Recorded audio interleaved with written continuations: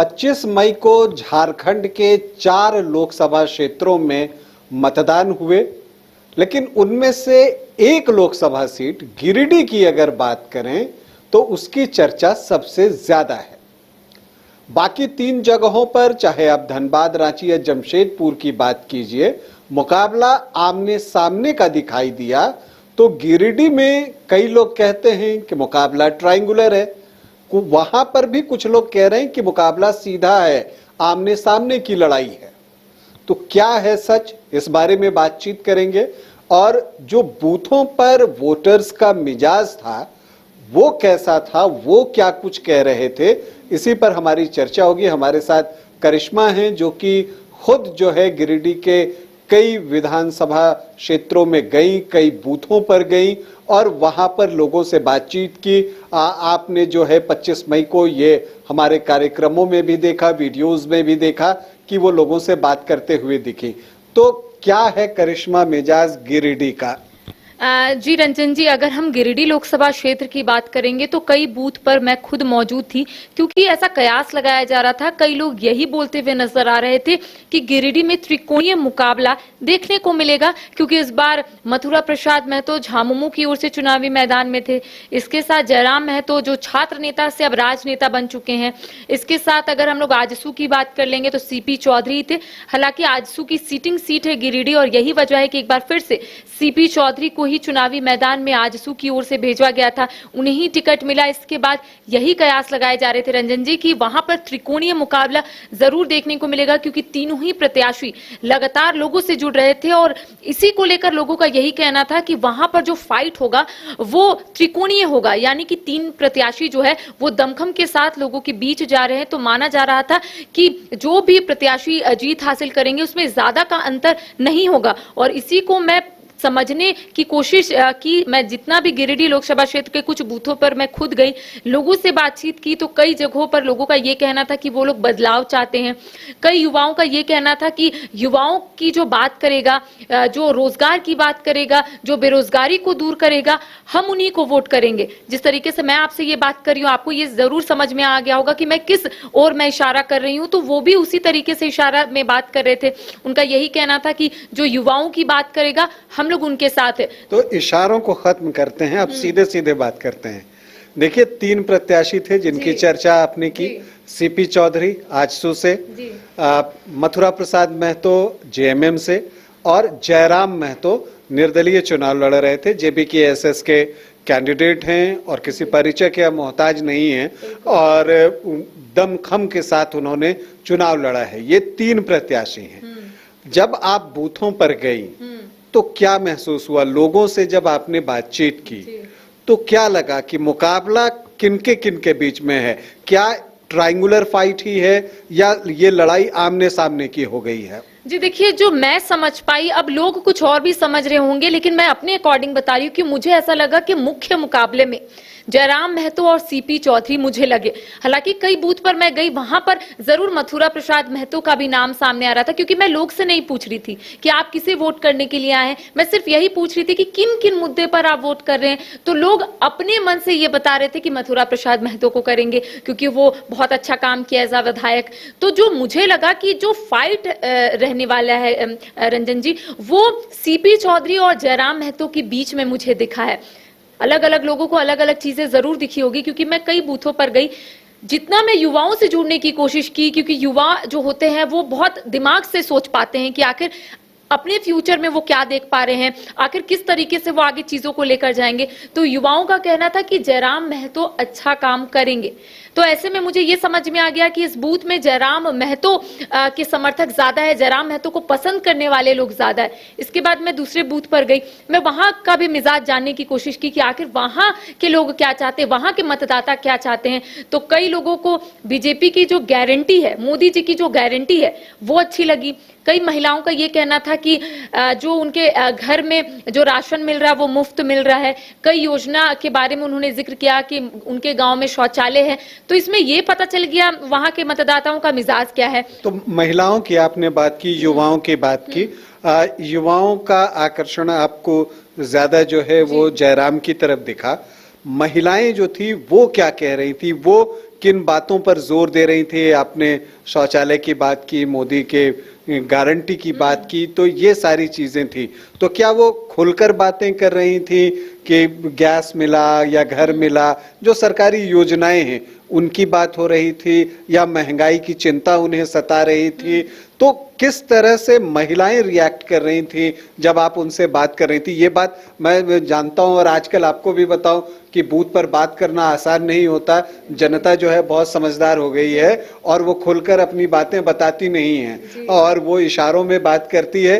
अब इसीलिए मैंने आपको कहा था कि इशारों में बात वो लोग कर रहे थे, तब मुझे समझ में आया, तो मैं आप तक, अपने दर्शकों तक पहुंचाने की कोशिश कर रही थी इशारों में ही। लेकिन मेरा मानना है कि उससे जो मतलब आपने निकाला, अब कितना सही है कितना गलत है वो तो 4 जून को ही पता चलेगा। लेकिन जो महिलाएं थी उनके दिल की बात क्या लग रही थी, वो क्या कह रही थी? जो देखिए, अगर आधी आबादी की बात करेंगे तो आधी आबादी भी पूरे तरीके से कहीं ना कहीं, जो महिलाओं की भागीदारी आपने देखा होगा, क्योंकि महिलाएं जागरूक हो चुकी हैं, और जहां पर महिलाओं की आबादी ज्यादा थी, मैं वहां पर भी महिलाओं से, मतदाताओं से इसलिए जुड़ने की कोशिश करी थी कि मैं टटोल सकूं कि आखिर महिलाएं क्या सोच रही। हालांकि कई महिलाओं ने योजना का नाम भी लिया। महिलाओं का ये कहना था शौचालय मिला, उनका ये कहना था कि 5 केजी जो राशन आता है मुफ्त में, उसका लाभ वो लोग उठा रही हैं। इसके साथ ही उनका यही कहना था कि मोदी जी की गारंटी उन्हें पसंद आ रही है।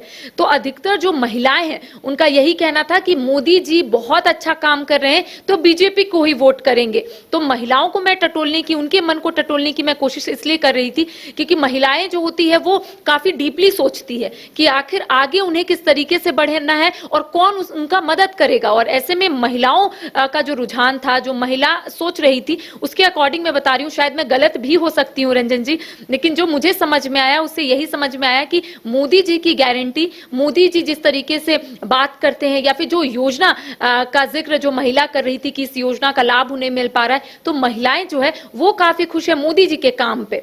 तो महिलाएं मोदी जी के काम से खुश हैं। ज्यादातर युवा आपको जयराम के पक्ष में दिखे।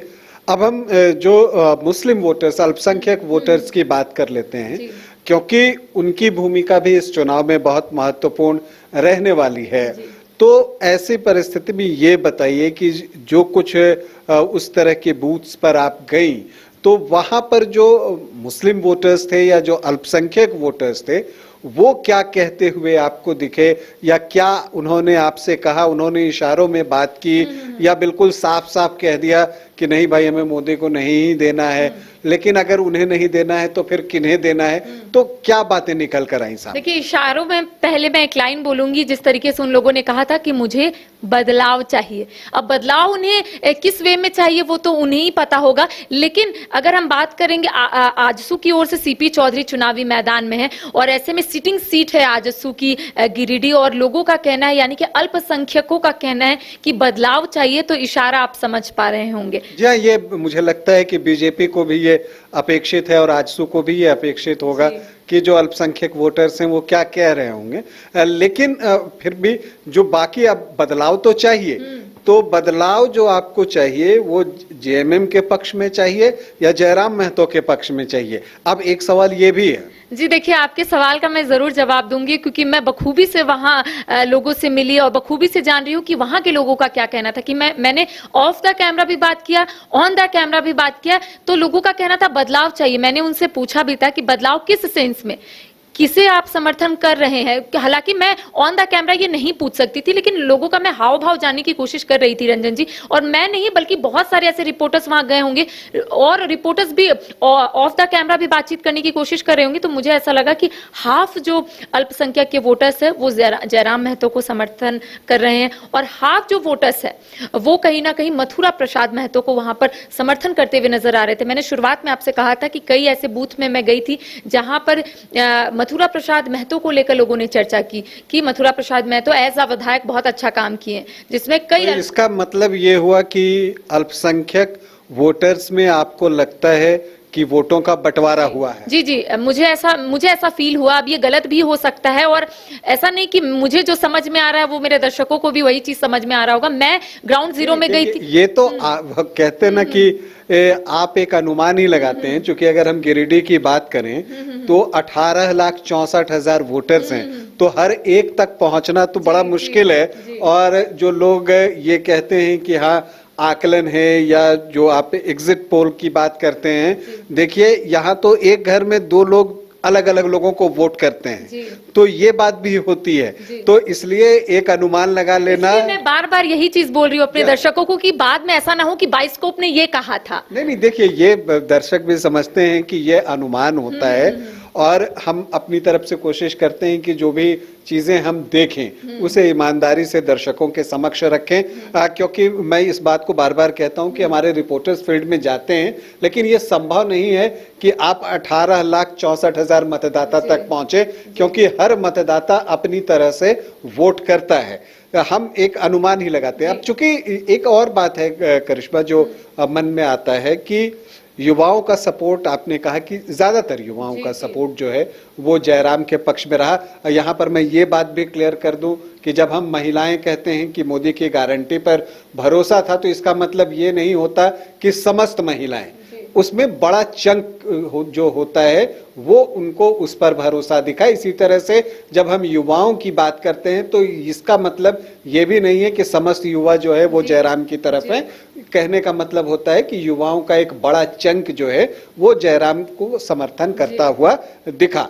तो अब देखिए, जब एक बात और आती है, चूंकि हम वोटिंग परसेंटेज पे जाएं तो 2019 में जो गिरिडीह का वोटिंग परसेंट था वो 67.12 था और अभी तक जो खबर आई है वो 66.86 है।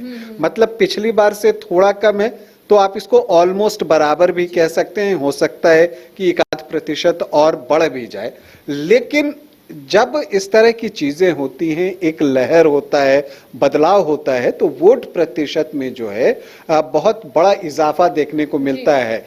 तो वो क्यों नहीं दिखा? क्या जो भीड़ थी वो वोट देने नहीं आई, या फिर कोई और वजह थी? क्यों ऐसा लगा? या गर्मी इतनी थी कि लोग जो है मौसम से भी हार जाते हैं कई बार, तो वो बातें थी। कुछ वोटर्स ऐसे भी होते हैं जो मतदान के दिन को, वोटिंग डे को छुट्टे का दिन भी मान लेते हैं, तो वैसे भी होता है। क्या वजह लगा, क्यों वोट प्रतिशत जितना? चूंकि मुझे उम्मीद थी कि इस बार जो है गिरिडीह में जो वोट प्रतिशत है वो 72-73% तक जाना चाहिए, और अगर उतना जाता तो फिर हमें एक इशारा मिल जाता। लेकिन अभी जो स्थिति है, तो ऐसा क्यों लग रहा है? जी देखिए, आपने 2019 का जिक्र किया जिसमें 67.12% जो है वो वोटिंग पड़ी थे, और इस बार यही अनुमान लगाया जा रहा था कि जरूर इजाफा होगा, क्योंकि एक लहर, आपने सही कहा कि जब लहर चलती है तो यही अनुमान लगाया जाता है कि प्रतिशत में जरूर थोड़ा इजाफा होगा। लेकिन इस बार एक तो धूप, लोग धूप की वजह से घर से बाहर नहीं निकल रहे थे। कई ऐसी महिलाएं हैं, मैं खुद जब बूथ पर गई थी तो लगभग 11 बजे मैं एक बूथ पर गई थी, तो मैंने देखा कि वहां पर मुश्किल से 10 या 12 लोग थे। मुझे ऐसा फील हुआ, क्योंकि गिरिडीह में गर्मी काफी है, और ऐसे में मुझे ऐसा फील हुआ कि जो महिलाएं हैं या फिर जो पुरुष है या फिर जो 18+ वोटर्स है, वो ये सोच रहे थे कि शायद शाम में 3-4 बजे जाएंगे, लेकिन उसके बाद शायद वो लोग मटिया दिए होंगे कि नहीं जाएंगे। इसके साथ ही आपने सही कहा कि वोटिंग डे को लोग छुट्टी का दिन जरूर मानते हैं, और यही वजह है कि कई लोग घर से बाहर नहीं निकले थे। लेकिन लगातार ये कोशिश की जा रही थी रंजन जी की लोग घर से बाहर निकले, लोग जागरूक हो। लेकिन कई ऐसे बूथों में मैं खुद गई थी तो मुझे ऐसा लगा कि यहाँ पर तो वोटिंग प्रतिशत बिल्कुल कम हो गया है। मैं जब 3 बजे एक बूथ पर गई तो मैंने पूछा अंदर अधिकारियों से कि कितना प्रतिशत यहाँ पर वोटिंग हो गई है, तो उनका कहना था कि 49%, जबकि उस समय 3 से 4 बजे का वक्त था, और मुझे ऐसा लग रहा था कि शायद 60% से अब हो चुका होगा। तो आप समझ सकते हैं कि एक तो धूप की मार, और ऐसे में पहले भी हम लोग लगातार ये इंफॉर्मेशन या फिर ये कहते हुए भी नजर आ रहे थे कि शायद इस बार धूप काफी है, लोग ये सोच रहे होंगे कि 3 से 5 बजे के बीच में वोटिंग कर ले। हालांकि मैं कई बूथों पर गई तो मुझे उतनी ज्यादा भीड़ नहीं देखने को मिली। हालांकि गिरिडीह के कई ऐसे बूथ पर जहां पर लोग जो है वो काफी कतार में खड़े थे, बहुत ज्यादा भीड़ थी, लोग इंतजार कर रहे थे अपनी बारी का। लेकिन कह सकते हैं कि कई जो महिलाओं की भागीदारी हमने देखा कि काफी थी, प्रतिशत भी काफी बढ़ा है, लेकिन उतनी भीड़ जितना इस बार हम लोग सोच रहे थे रंजन जी, हम लोग लगातार कयास लगा रहे थे कि शायद इस बार 67 से बढ़ेगा। 2019 में 67% वोटिंग अगर हुई है तो इस बार 70% से तो अब होगा, लेकिन अब तक जो आंकड़े आपने लिखा है 66.86%, तो आप समझ सकते हैं पिछले साल के मुकाबले, मतलब 2019 के मुकाबले भी इस बार कम है। अभी थोड़ा कम है, लेकिन अभी फाइनल डेटा आता है तो उसमें कुछ बदलाव भी होता है। 30% नहीं जाएगा रंजन जी। अब वही बात लग रहा है कि 70 नहीं जाएगा। खैर सभी जो दर्शक हमें देख रहे हैं और जो वोटर्स हैं उन सभी से कहेंगे, क्योंकि देखिए अभी 3 लोकसभा क्षेत्रों में चुनाव होना बाकी है, तो आप बड़ी संख्या में जाएं, वोट करें, अपने मत का प्रयोग करें, वो बहुत जरूरी होता है। फाइनली आखिरी सवाल संक्षेप में जवाब कि मुकाबला सीपी चौधरी, जयराम महतो और मथुरा महतो के बीच क्या लगता है, किसका पलड़ा भारी? जी देखिए, बूथ मैनेजमेंट का सबसे अहम रोल होता है। जो जितना बूथ मैनेजमेंट अच्छे से किया होगा उसको उतना फायदा मिला होगा या फिर मिलेगा 4 तारीख को। तो कह सकते हैं कि यहाँ पर फिलहाल मुश्किल है ये बताना कि मतलब किसके बीच में कितना टक्कर है। तीनों ही प्रत्याशी कुर्मी है और कुर्मी वोटर्स, हम लगातार ये बताने की कोशिश करें लोगों को कि कुर्मी वोटर्स वहां पे ज्यादा है। तीनों ही प्रत्याशी कुर्मी और तीनों ही प्रत्याशियों ने दमखम के साथ लोगों के बीच जाने का काम भी किया था, अपनी योजना, अपने विजन बताने की कोशिश भी की थी। लेकिन अभी बताना फिलहाल बहुत मुश्किल मुझे हो पा रहा है। मैं खुद ग्राउंड जीरो में थी, मैं खुद गिरिडीह, धनबाद सभी जगह गई हूं, लेकिन जहां तक मैं जो बूथ पर मैं गई वहां पर मैंने बताया आपको कि कहां किसका ज्यादा रोल दिख रहा है, कौन ज्यादा आगे है। लेकिन मैं सभी बूथों पर तो नहीं जा पाई। जहां पर लोग गए, जहां पर और भी लोग गए होंगे, उन लोगों को अच्छे से पता होगा रंजन जी कि वहां की क्या स्थिति होगी। तो चलिए हम आपको एक और थोड़ी सी लिबर्टी देते हैं और वो कहते हैं कि कम से कम कौन जीतेगा ये नहीं बता रही है, कोई बात नहीं है, कम से कम ये तो बताइए मुख्य मुकाबले में कौन कौन है, या मुकाबला त्रिकोणीय ही है?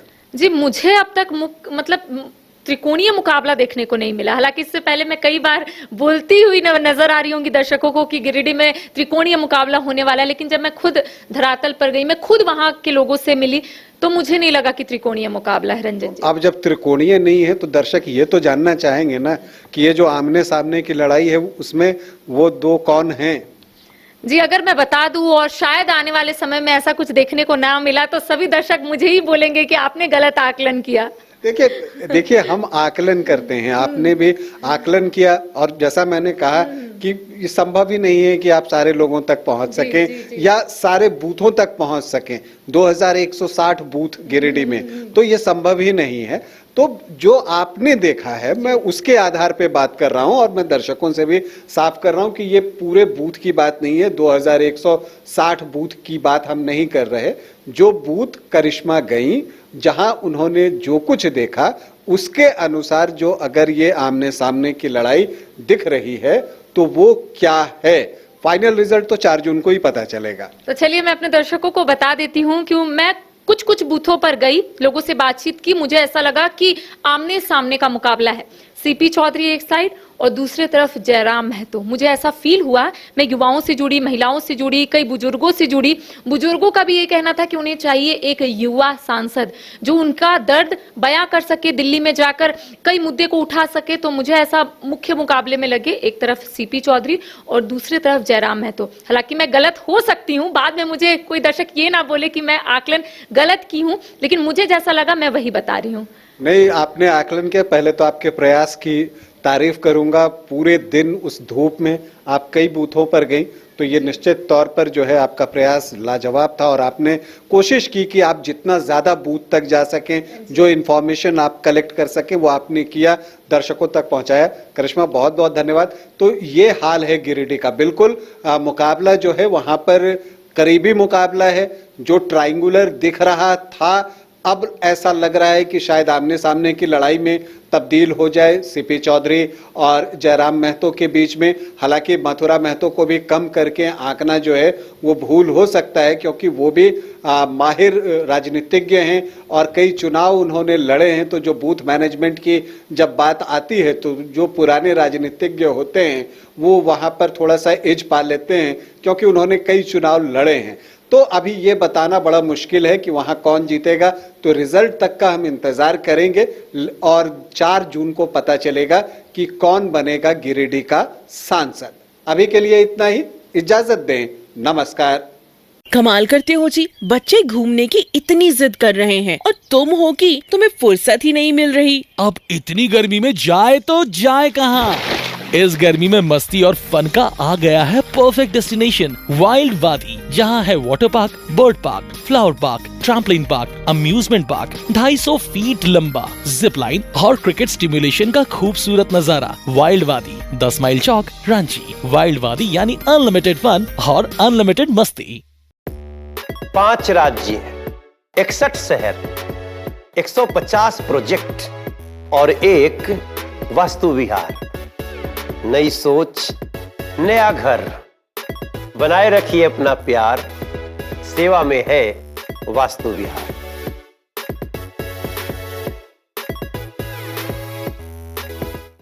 छब्बीस वर्षों में 17,000 से अधिक डॉक्टर बना चुका बिहार एवं झारखंड के छात्रों एवं अभिभावकों के बीच सर्वाधिक विश्वसनीय एवं लोकप्रिय संस्थान गोल, नेशंस लीडिंग इंस्टीट्यूट। हमारा विश्वास गोल के साथ। हजारों छात्रों के सपनों को सफलता की उड़ान देता गोल इंस्टीट्यूट 26 वर्षों में 17,000 से अधिक डॉक्टर बना चुका, रिजल्ट फैक्ट्री के रूप में विख्यात झारखंड के छात्रों एवं अभिभावकों के बीच सर्वाधिक विश्वसनीय एवं लोकप्रिय संस्थान गोल, नेशंस लीडिंग इंस्टीट्यूट। हमारा विश्वास गोल के साथ। घर के लिए ग्रोसरीज की जरूरत हो या चाहिए फल और सब्जी, डेयरी या बेकरी प्रोडक्ट्स चाहिए या beverages, snacks and branded foods चाहिए हो या ब्यूटी प्रोडक्ट्स, अब इनके लिए अलग अलग दुकानों की तलाश हुई खत्म, क्योंकि रांची में खुल गया है केस्टोमार्ट, जो रखे आपका और आपके बजट का ख्याल। हर सामान पर 5% की छूट, होम डिलीवरी की सुविधा भी। आज ही पधारें। केस्टोमार्ट, one stop solution for every customer's requirements. Call 9153989339. Elite institute. अगर आपके अंदर चाह है तो एलीट आपकी राह है। IIT हो या मेडिकल, आप चाहते हैं अपने आप को उत्कृष्ट दिखाना, आप चाहते हैं खुद को एक IITian के रूप में दिखना या मेडिकल के क्षेत्र में आगे बढ़ना, तो एलीट आपके लिए एक बहुत बड़ी ताकत के साथ आपके सामने है। आइए, खुलिए, बढ़िए, पहुंचिए। Elite institute.